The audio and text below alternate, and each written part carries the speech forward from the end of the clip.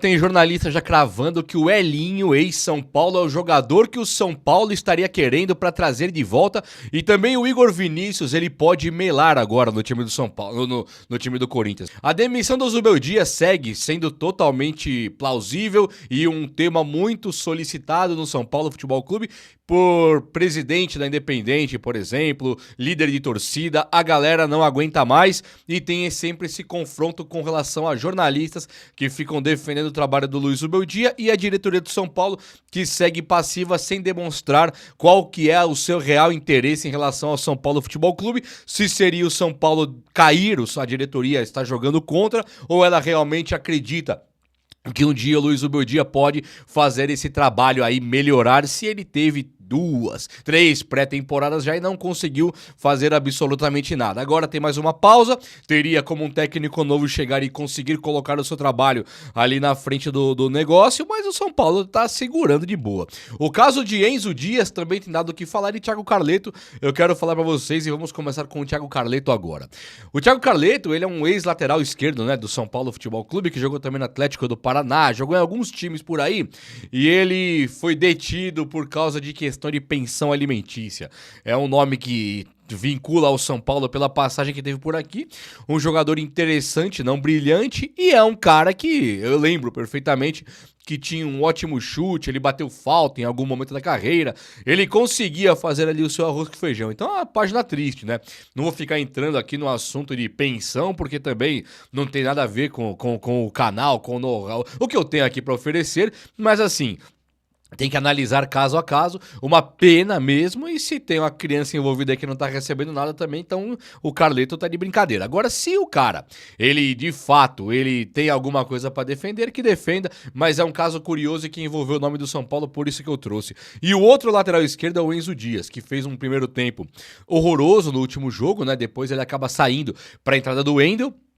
No último jogo do São Paulo, que foi contra o time do Vasco, e aí quando nós tivemos o Enzo Dias, que era o melhor lateral que o São Paulo tinha até então, você pode lembrar aí, o São Paulo tem o Cédric Soares, tem o Ferrarese, tem também o Wendel, são laterais que não conseguem encontrar um bom futebol. Quando chega o Enzo Dias, é o jogador que ali nós temos um cara emprestado pelo River Plate, mas que consegue sim fazer ali pra gente um futebol bastante ok.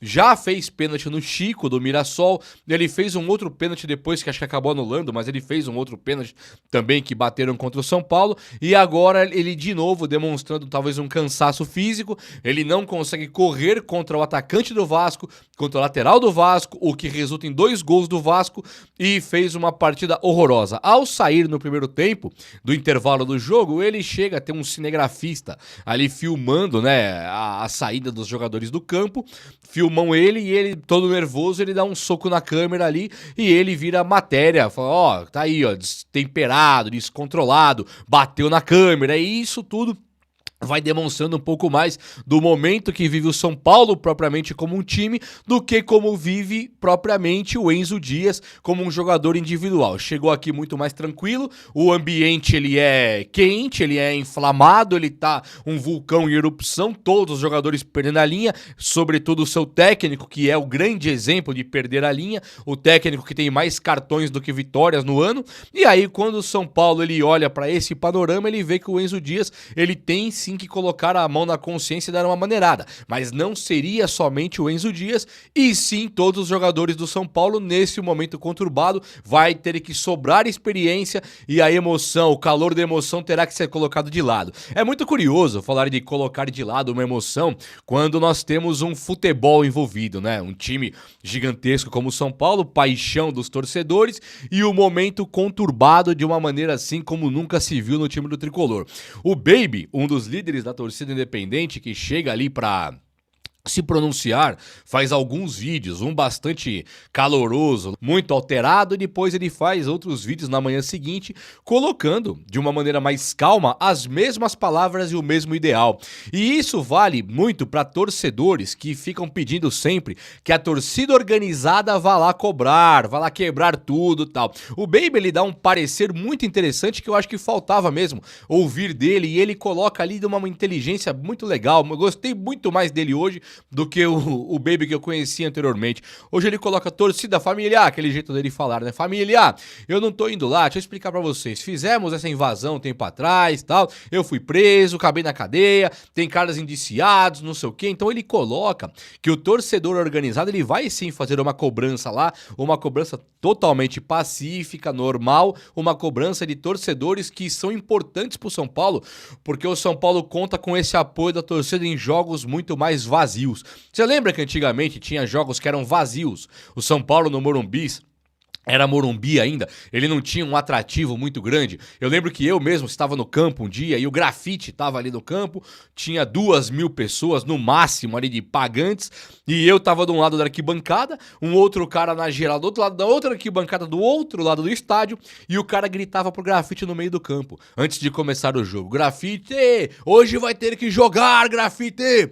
E aí, nós ouvíamos do outro lado do campo, e quando o Grafite responde pro cara, é uma cena muito icônica. O Grafite chega pro cara e fala: beleza, vou jogar, alguma coisa assim. Ele dá um joia, ele fala alguma coisa ali que eu não consigo ouvir, que o cara tava muito mais perto do Grafite do que de mim, mas era um campo vazio. E o São Paulino era considerado o torcedor que ia na boa, o torcedor que gostava de ir em jogos de Libertadores, quando o São Paulo estava ganhando, estava no auge, não quando o São Paulo estava em baixa, lutando para não cair. Então, a torcida organizada, nesses momentos de Morumbi vazio, ela era mais ou menos quem segurava o piano ali pro São Paulo não jogar pra lua, sabe? Não jogar pras traças, pras estrelas. Ele tinha um pouco de torcida. Então a torcida organizada sempre se mostrou importante. E agora, na hora de cobrar também, pede-se muito da torcida organizada. Mas eles têm um parecer que eles já se ferraram indo lá cobrar, e eu acho que se fosse eu na pele do Baby, faria exatamente a mesma coisa. Eu vou lá cobrar, o cara é pai de família, eu vou lá cobrar e eu vou me ferrar aqui.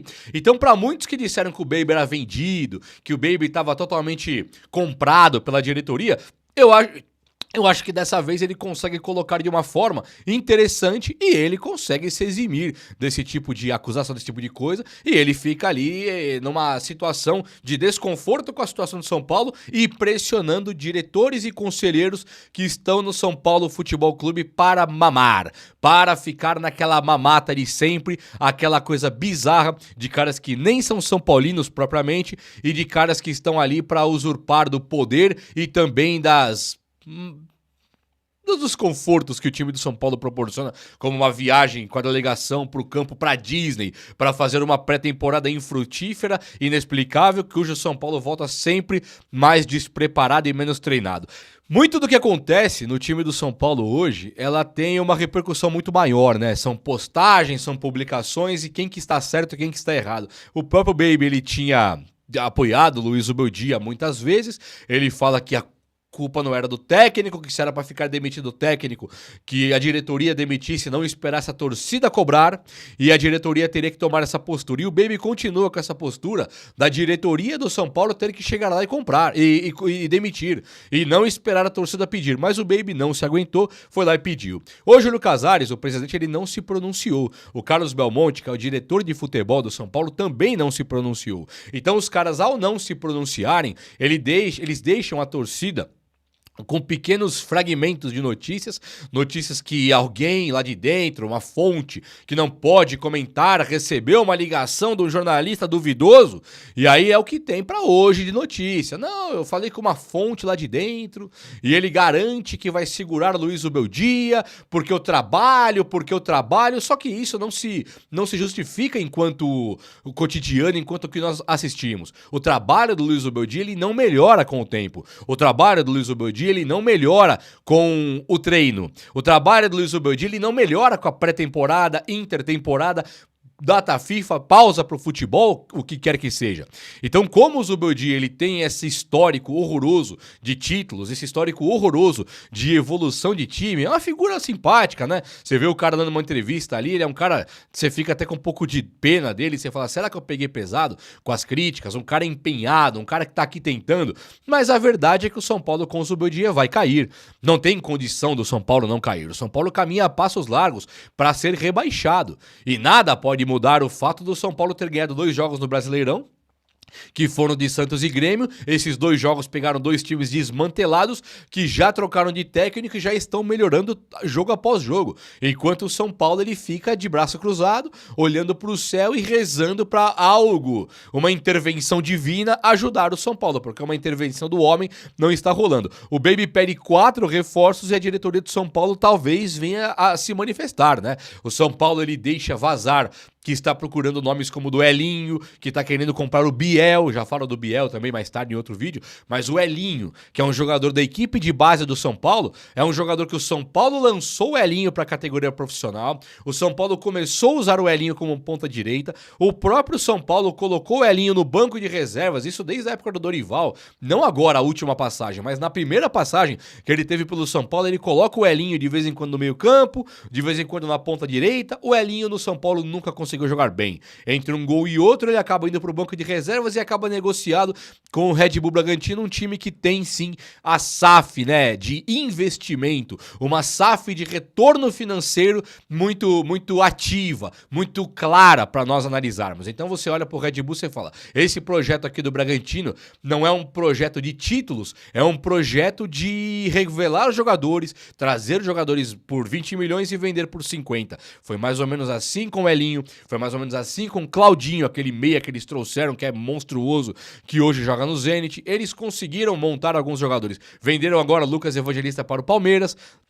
Eles têm feito um trabalho bastante ok para um time que não liga para títulos. É claro, o torcedor do Bragantino nunca ganhou título mesmo. Agora ele olha pro Red Bull Bragantino, um time que tem investimento dos classe A, das primeiras divisões aqui do Brasil. É um time interessante de você ficar olhando sempre. Mas também eles compram muitos jogadores e preferem vender a qualquer oferta que vise o lucro. Aí que tá também o problema da SAF, né? Você pensa numa equipe de SAF, você fala, o São Paulo tá devendo R$1 bilhão, tem que virar SAF. O time pode virar uma SAF muito interessante, como o do Red Bull, e não olhar mais para títulos. Ele está preocupado com o Rian Francisco, com o Lucas Ferreira, com o Luca, Matheus Alves, Ferreirinha, tudo para revender. Então você compra o jogador aqui, coloca para jogar. O São Paulo, lembrando, não é o Red Bull Bragantino. O São Paulo é uma vitrine 1 milhão de vezes maior. Você coloca o jogador para jogar e do nada esse jogador ele seria vendido na primeira oferta, primeira proposta que fosse o dobro do valor. Isso é investimento. Isso é um time que parece muito mais uma empresa de investimento do que um time de futebol. O Red Bull, não ironicamente, ele não ganha títulos, ele segue sendo um time de investimento. E o São Paulo, ele pode virar esse tipo de SAF, ou ele pode ter um investidor tipo Leda Pereira, né, tipo Paulo Nobre, tipo que venha para colocar dinheiro e falar, vamos ganhar alguns títulos. Aí sim seria o sonho ideal da grande maioria dos torcedores. O virar SAF, eu ainda não considero muito bom não. Agora, a diretoria do São Paulo em tentar pagar agora uns 40 milhões no Elinho, sendo que o São Paulo mesmo vendeu o Elinho pro Red Bull por 20, o São Paulo ele faz a contramão, você percebe? O São Paulo ele vende por 20, um cara formado na base, que poderia ter vendido por 100 milhões se ele soubesse valorizar, ele vende por 20 e agora tem um rumor de que ele quer trazer o cara pagando 40. É a contramão do futebol. O endividamento do São Paulo com essa gestão de Leco, de Júlio Casares, de Carlos Miguel Aidara, ela não é uma surpresa. Ela não é um mistério. Você não precisa estudar muito para analisar o porquê que o São Paulo está devendo 1 bilhão na praça. É muito porque você vende jogador da equipe de base por 20 e compra ele mesmo por 40. Você vem e empresta jogador agora como Moreira para time de Portugal, para time europeu, e você traz o resquício europeu que é o Cédric Soares aos 33 anos, sabendo que ele não consegue fazer 2 jogos seguidos, né? Um cara igual o Cédric Soares, ele é hoje o que o Moreira foi ontem.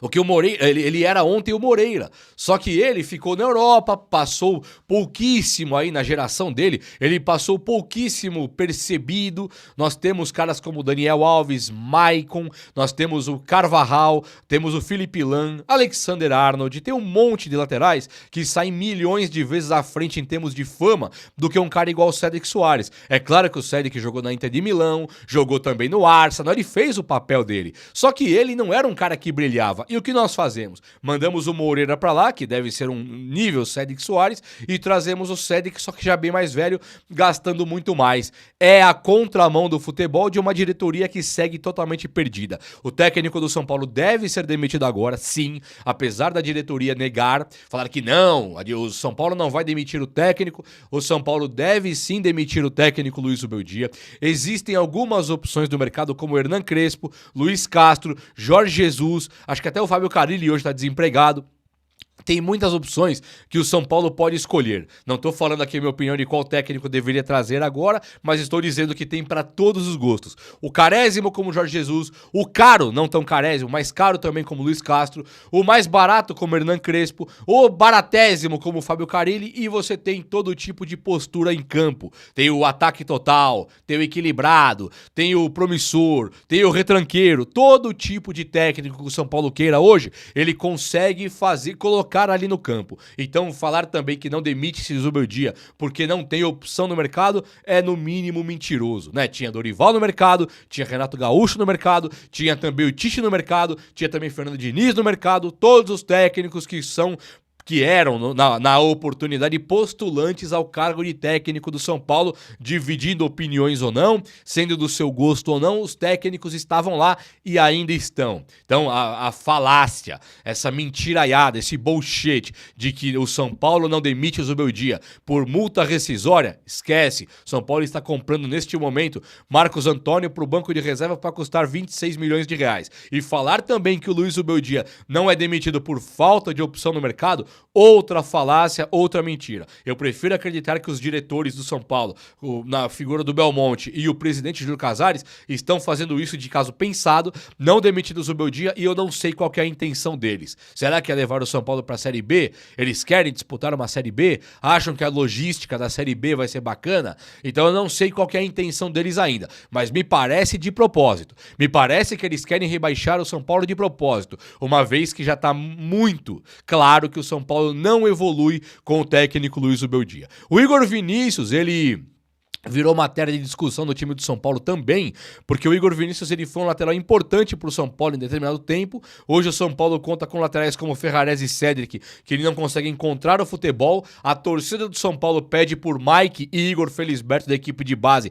mesmo sem saber o que esperar dos caras aqui no time profissional. E o Igor Vinícius ele foi colocado no mercado, o São Paulo recusando renovar o contrato. Falou: pode procurar clube. O São Paulo tem contrato com ele até o final do ano e ele está por aí agora para procurar clube. E o São Paulo, ele ignorando o Igor Vinícius foi pro mercado e encontrou 4 times da Série A que estariam interessados nele, sendo Santos, Fortaleza, o próprio Corinthians e teve também o Vasco, né, que gostaria de contar com o Igor Vinícius. E aí, o Igor Vinícius, ele praticamente fechado com o Corinthians, aparece agora essa possibilidade de melar o negócio. E se melar o negócio, ele fica no São Paulo até o final do ano tranquilo, porque ele tem contrato. Então eu tô desejando sorte para o jogador, acho que ele seria titular do time do São Paulo hoje, se ele estivesse disponível, se não tivesse com a tal da lombalgia, que acho que é o que ele tem, e eu acho que o São Paulo conduziu também de maneira muito errada a saída do Igor Vinícius, sobretudo